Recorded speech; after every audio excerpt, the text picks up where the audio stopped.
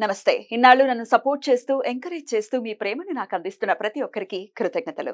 అలాగే ఈ వీడియో కూడా ఖచ్చితంగా మీకు ఉపయోగపడుతుంది. లైక్, షేర్ అండ్ సబ్స్క్రైబ్ చేసి మీ సపోర్ట్‌ని నాకు అందించండి. అలాగే ఈ వీడియో పట్ల మీకున్న అభిప్రాయాన్ని కామెంట్ సెక్షన్‌లో కామెంట్ చేసి తెలియజేయండి. ఇప్పుడు వీడియోని చూద్దాం. జ్యోతిష్య శాస్త్రం ఒక అద్భుతం. వేదాంగమైన జ్యోతిష్య శాస్త్రం అనేటువంటిది మానవ జీవన గమనానికి ఒక వరం. జ్యోతిష్య శాస్త్రం నీ జీవితంలో వెలుగునింపే ఒక భాష. ఆ భాష నీకు అర్థమైతే ప్రకృతి నీతో మాట్లాడుతుంది. అస్ట్రాలజీ నేర్చుకోవాలి అనుకునే వారికి అద్భుత అవకాశం. మురళీధర శర్మ గారి అస్ట్రాలజీ క్లాసెస్ అతి త్వరలో మొదలు కాబోతున్నాయి. 100% జాబ్ గ్యారంటీ. వివరాల కొరకు సంప్రదించండి. నమస్తే, వెల్కమ్ టు అవర్ ఛానల్. నేను పద్మిని. ప్రస్తుతం పాటు ప్రముఖ ఆధ్యాత్మికవేత్త, జ్యోతిష పండితులు కేఎస్ఆర్ గారు మనతో పాటు ఉన్నారు. మాట్లాడదాం. సార్ నమస్తే. సార్, మిథున రాశి కానీ మిథున లగ్నం కానీ వీరికి ధనాధిపతి ఎవరు అవుతారు? ఏ గ్రహం డబ్బులు ఇస్తుంది? అయితే ఇవ్వట్లేదు, మా ధనాధిపతి మాకు ధనాన్ని ఇవ్వట్లేదు అని అంటే ఏం బ్లాకేజ్ ఏర్పడి ఉండే పరిస్థితి ఉంటుంది? వీళ్ళు ఎలాంటి రెమెడీస్ ని కనుక ఫాలో చేస్తే డెఫినెట్ గా ధనాధిపతి ఖచ్చితంగా యోగవంతంగా మారి డబ్బులు ఇచ్చే పరిస్థితి ఉంటుంది? ఒక్కసారి మాకు తెలియజేస్తారా? తప్పకుండా. సో ఇక్కడ మనకి వచ్చేప్పటికి ఏంటంటే మిథున రాశి ఇది అనుకోండి. సో ఈ మిథున రాశికి ధనాధిపతి చంద్రుడు అవుతున్నాడు. సో కాకపోతే చంద్రుడు అంటేనే మనకి తెలుసు, ఇవాళ ఒక రకంగా ఉంటే రేపు ఒక రకంగా ఉంటాడు కదా. అందుకని సాధారణంగా పాపం మిథున రాశి వాళ్ళ చేతిలో డబ్బులు నిలవటం అనేది కష్టం. రావటం ఉట్టిదే, పోవటం ఉట్టిదే అన్నట్టుగా రావటం జరుగుతూ ఉంటుంది, పోవటం అలాగే జరుగుతూ ఉంటుంది. ఇంత స్ట్రాంగ్ గా చంద్రుడు ఉన్నప్పటికీ అలాగే ఇక్కడ సాధారణంగా చంద్రుడు ఎంత స్ట్రాంగ్ గా ఉన్నప్పుడు అంటే స్ట్రాంగ్ గా ఉండే రాశులు అనేది మనం ఒకసారి చెప్పుకున్నాం. బట్ కానీ జనరల్ గా చెప్తున్నాను నేను. సో ఈ ముఖ్యంగా మిథున రాశి వాళ్ళకి ఏంటంటే స్నేహితుల వల్ల కానీ బంధువుల వల్ల కానీ కూడా ఎక్కువ ఖర్చు అవుతుంది. ఎందుకంటే వీళ్ళకి ఉంటే స్నేహితులు అధికంగా ఉంటారు, లేదా బంధు ప్రీతి వీళ్ళకి ఎక్కువ ఉంటుంది. సో ఆ రెండు సందర్భంలో కూడా వీళ్ళకి ఎక్కువ ఖర్చు అయ్యే అవకాశాలు అయితే ఉంటాయి. తర్వాత రెండోది వచ్చేప్పటికి ఏంటంటే ఇందాక మనం చెప్పుకున్నామంటే ఇక్కడ ఈ కర్కాటక రాశి ఒకటి, తర్వాత వృషభ రాశి ఒకటి, వీళ్ళు కొద్దిగా వ్యాపార తాలూకు లక్షణాలు ఉండేవాళ్ళు. తర్వాత ఈ మిథునము, కన్య కూడా వీటికి రెండింటికి బుధుడు అధిపతి కాబట్టి కొద్దిగా వీళ్ళలో కూడా ఎంతో కొంత కొద్దిగా వ్యాపార ఛాయలు ఉండొచ్చు.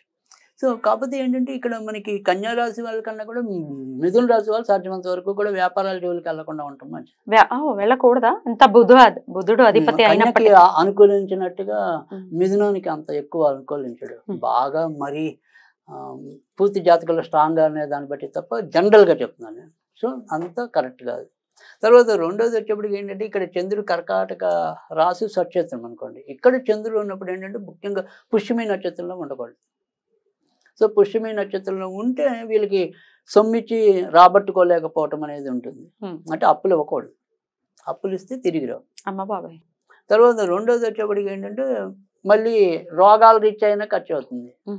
ఎందుకంటే అష్టమాధిపతి శని అవుతాడు కాబట్టి శని దాంట్లో ధనాధిపతి ఇరుక్కున్నప్పుడు రోగాల బారిన కూడా ఖర్చు అవటం అనేది ఉంటుంది. కనుక ఇది రైట్ ప్లేస్ కాదు. కానీ ఇదే మిథునానికి చంద్రుడు కనుక మూడో ఇంట్లో ఉంటే కనుక అద్భుతమైన యోగం ఉంటుంది. ఏ రకంగా అద్భుతమైన యోగం ఉంటుందంటే కనుక ఖచ్చితంగా ఏ పని చేసినా కూడా ఎవరో ఒకరు తోడ్పాటు అయితే లభిస్తుంది. ఆ తోడ్పాటుతో వీళ్ళు ఎక్కువగా పై రంగాలకు వెళ్ళిపోవటం అనేది ఉంటుంది. అంటే సపోజ్ ఉద్యోగ రంగంలో ఉన్నాం అనుకోండి, కింద వాళ్ళు పై వాళ్ళు ఈయనకు అనుగుణంగా సహకరించడం అనేది, దానివల్ల వీళ్ళు తొందరగా సాధారణ స్థాయి నుంచి మంచి మేనేజర్ స్థాయి దాకా వెళ్ళిపోవడానికి ఉంటుంది. కనుక ఇక్కడ ఖచ్చితంగా మేలు జరగడం అనేది ఉంటుంది. తర్వాత తోడబుట్టిన వారి యొక్క సహాయ సహకారాలు కూడా లభించడానికైతే ఉంటాయి. కనుక ఇది మంచి ప్లేస్. ఎలాగో తృతీయం మంచి ప్లేస్ అని ఎలాగో మీరు చెప్తూనే ఉన్నారు. రైట్. కనుక ఇక్కడ కూడా వీళ్ళకి ఇంకొద్దిగా ఎక్కువ మంచిది.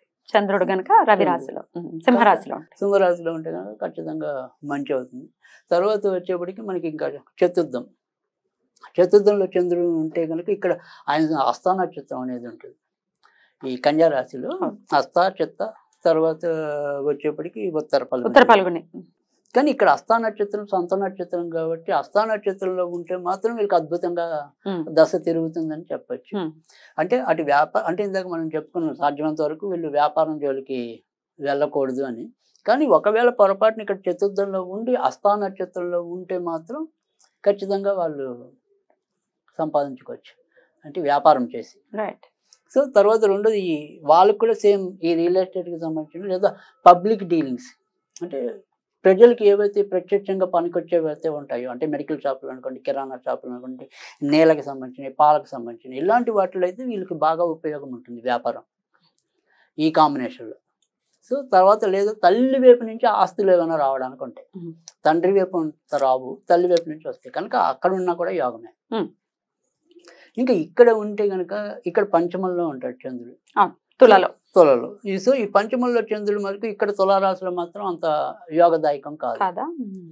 సో ఇక్కడ వీళ్ళకి సాధారణంగా ఏదైనా సరే గొంతుకు సంబంధించిన వ్యాధులు ఇలాంటివి వచ్చి ఆ రూపేనా ఎక్కువ ఖర్చు పెట్టుకోవాల్సింది. అది తర్వాత కొంతవరకు ఏంటంటే ముఖ్యంగా అక్కడ ఏదైతే స్వాతి నక్షత్రంలో ఉంటే కనుక ఎప్పుడు డాక్టర్ల చుట్టూ తిరగటం ఉంటుంది కానీ డయాగ్నోస్ మటుకు కాదు. ఎప్పటికప్పుడు ఈ రోగం ఆ రోగం అని ఒక రోగానికి ఇంకో రోగం మందులు వాడుకుంటూ వెళ్ళిపోవటమే సరిపోతుంది కాబట్టి అసలు రోగం మటుకు బయటికి రాదు. సో ఆ రూపేనా ఎక్కువ ఖర్చు అవ్వటం అనేది అయితే ఉంటుంది. కొంతవరకు వీళ్ళకి కూడా పిల్లలు పుట్టాక కొంతవరకు మంచి జరుగుతుంది. అది కూడా మొదట ఆడపిల్ల పుడితే కలిసి వస్తుంది. సో వీళ్ళకి ఇక్కడ కనుక మొదట మిథున రాశి వాళ్ళకి కనుక మొదట మగపిల్లడి కన్నా కూడా ఆడపిల్ల పుడితే కనుక ఇంకొద్దిగా ఎక్కువ కలిసి వస్తుంది. సో ఆ రకంగా వీళ్ళకి కొంతవరకు మేలు జరుగుతుంది. ఇక్కడ 6వ ఇల్లు అవుతుంది. సో ఇది వృశ్చిక రాశి. సో వృశ్చిక రాశిలో చంద్రుడు నీచ పడతాడు కనుక ధనానికి వీళ్ళు ఎంతో కొంత ఇబ్బంది పడాల్సి ఉంటుంది. పైగా ఇక్కడ చెప్పుకోదగినంత మంచి నక్షత్రాలు కూడా లేవు. ఎందుకంటే కేవలం ఒక విశాఖ 4వ పాదంలో ఉంటేనే ఎంతో కొంత మేలు జరుగుతుంది తప్ప అటు అనురాధలో ఉన్నా కూడా జ్యేష్ఠలో ఉన్నా కూడా ఇబ్బందులు ఎక్కువే. కనుక ఇది చంద్రుడికి నీచ స్థానము, మిత్రస్థానం కాబట్టి అవసరానికి మటుకు అప్పు అయితే దొరుకుతుంది, అంతే తప్ప వేరే రకంగా ఉపయోగం లేదు. కనుక ఇది కూడా మంచిది కాదు. ఇంకా తర్వాత వచ్చేప్పటికి ఇక్కడ సప్తమం. సో మిథునానికి ఇది 7వ ఇల్లు అవుతుంది. సప్తమంలో చంద్రుడు సాధారణంగా వివాహానికి మంచి చేయడు, అంటే వివాహం ఆలస్యం అవుతూ ఉండటం, సంబంధాలు దగ్గర దగ్గర వచ్చి కాకపోవటం. కానీ వివాహానంతరం భార్య ద్వారా కలిసి వస్తుంది. కానీ ఆ వివాహం అవ్వడానికే ఇబ్బందులు ఎదుర్కోవాలి. కానీ ఇతరత్ర మటుకు మంచి జరుగుతుంది. తర్వాత రెండోది వచ్చేప్పటికి ఏంటంటే ఇక్కడ పొరపాటున పూర్వాషాఢ నక్షత్రంలో కనుక చంద్రుడు ఉంటే ప్రేమ వివాహం అయ్యే అవకాశాలు కూడా ఉంటాయి. కానీ బట్ ఓకే, మరీ పూర్తి స్థాయి చెడు కాదు ధనుర్ రాశిలో ఉండటం అనేది. తర్వాత వచ్చేప్పటికి మకరం. ఇక్కడ అష్టమంలో చంద్రుడు, పైగా శత్రుక్షేత్రం ఏమాత్రం ఉండకూడదు. మకరంలో చంద్రుడు ఇబ్బంది పడుతుంది. అవునా? చంద్రుడికి మకరం శత్రువా? శత్రుక్షేత్రం. అందుకే సాధారణంగా మకరంలో కానీ తర్వాత ఇక్కడ శని ఇక్కడ ఉన్నా కానీ వీళ్ళ వివాహపరంగా కూడా చాలా ఇబ్బందులు ఎదుర్కొంటారు. సో ఇక్కడ ముఖ్యంగా ఈ శ్రవణ నక్షత్రంలో ఉంటే కనుక ఇంకా ఎక్కువ ఇబ్బందులు ఉంటాయి. కనుక మకరంలో మటుకు ధనాధిపతి ఉండకూడదు. సో బయట వాళ్ళకి ఇచ్చి నష్టపోవటం, బయట నుంచి మనకి రావాల్సినవి ఏవైతే ఉంటాయి అంటే ఇప్పుడు సపోజ్ వాళ్ళకి వారసత్వంగా ఉన్నాయి భూములో ఇల్లులో, అవి ఫైటింగ్లోనే ఉంటాయి. సో కోర్టులో తేలేపటికి 30 ఆస్తి కర్పూరం అయిపోతుంది. అయ్యో. సో ఇంకో ఏదో ఆ పావు వంతు కూడా వీళ్ళ యొక్క మొండి పట్టుదల వల్ల వస్తుంది. సో అందుకని ఇది కూడా మంచిది కాదు. ఇంకా వచ్చేప్పటికి ఏంటంటే ఇక్కడ మనకి కొంతవరకు కుంభ భాగ్యస్థానం. సో ఈ భాగ్యస్థానం కాబట్టి ఇది మంచి స్థానంగానే చెప్పాలి. కొద్దిగా కష్టం ఉన్నా కానీ సుఖమైతే ఉంటుంది. ఇక తర్వాత వచ్చేప్పటికి ఇక్కడ బుధుడు చంద్రుడు ఎవరైతే మనకి మేన రాశిలో ఉన్నాడో అది చాలా అద్భుతం. ఎందుకంటే గురుడును చంద్రుడు కలిస్తేనే అసలు గజకేసరి యోగం.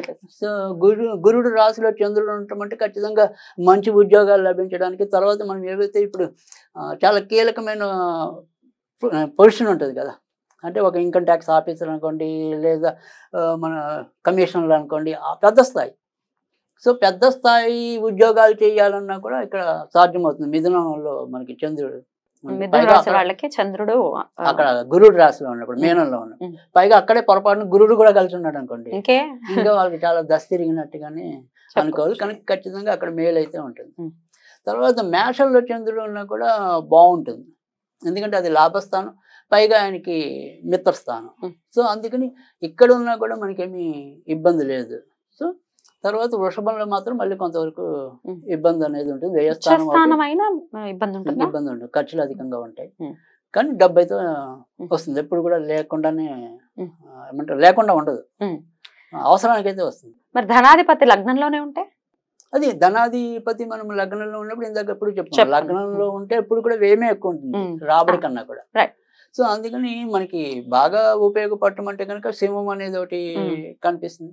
తర్వాత ఇక్కడ కన్యా రాశిలో కూడా కనిపిస్తుంది. తర్వాత ధనుస్సులో కూడా కొద్దిగా ఫలితాలు తగ్గినా అది కూడా మంచిదని చెప్పాం. తర్వాత కుంభం మంచిదని చెప్పాం, మేనం మంచిదని చెప్పాం, మేషం మంచిదని చెప్పాం. పర్వాలేదు, బోల్డ్ అంతా ఉంది. సగం రాసులు మంచిగా. అదే, సో అందుకని కొంతవరకు అది ఒకవేళ ఇవ్వట్లేదు, Right. ధనాధిపతి మాకు దానం ఇవ్వట్లేదు సో అందుకని ఇక్కడ మనం కంపల్సరీ చంద్రుడికి సంబంధించిన ఆ రకంగా కూడా వాళ్ళకి దశ తిరుగుతుంది. రైట్. చాలా అద్భుతంగా సవివరంగా తెలియజేశారు. ఈ మిథున లగ్నం వారికి లేదా మిథున రాశి వారికి ఎవరు ధనాధిపతి అవుతారు, ఏం చేసుకోవచ్చు అనేది చాలా బ్యూటిఫుల్ గా ఎక్స్ప్లెయిన్ చేశారు. కృతజ్ఞతలు అండి. ఇక నెక్స్ట్ ఎపిసోడ్ లో కర్కాటక లగ్నం గురించి మాట్లాడుకుందాం. నమస్కారం అండి. రైట్.